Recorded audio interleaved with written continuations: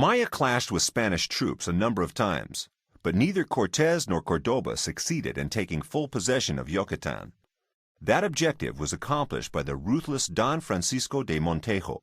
It was he who introduced the tradition of feeding dogs with the flesh of killed Native Americans.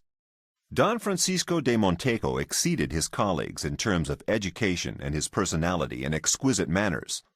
As a representative of Cortés in Spain, de Montejo knew of the existence of Yucatan and had been preparing the conquest of the peninsula for some time. In the late 20s, this was one of the only well-known and accessible areas of the New World still unoccupied by Spain. The result of de Montejo's preparation for the future conquest was an agreement concluded between Spanish King Charles and de Montejo, which secured the continued exploration and conquest of the Yucatan Peninsula. This agreement made Montejo the lifetime governor and senior captain of Yucatan. With this document in his hands, de Montejo could begin the campaign, and his conquest of Yucatan continued over the course of 20 years. The conquest of the peninsula was in no way different from other campaigns of that time. It was just as gradual and no less cruel. In fact, it may have even been the most cruel of its time. As there was no gold in Yucatan, de Montejo decided to earn money by trading slaves.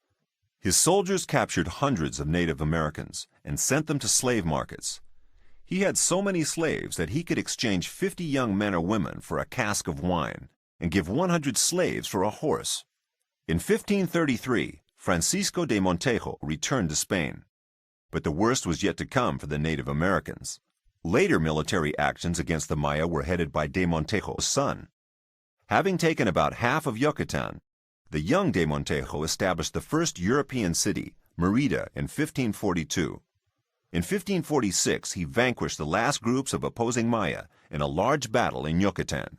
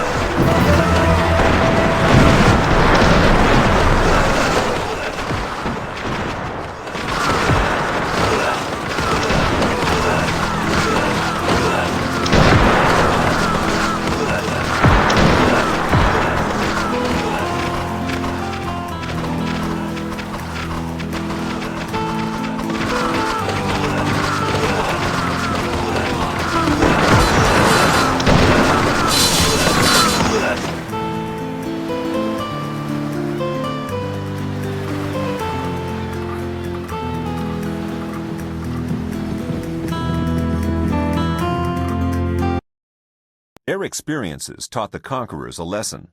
In the future, they would be less reckless in their dealings with the freedom-loving Mayan tribes.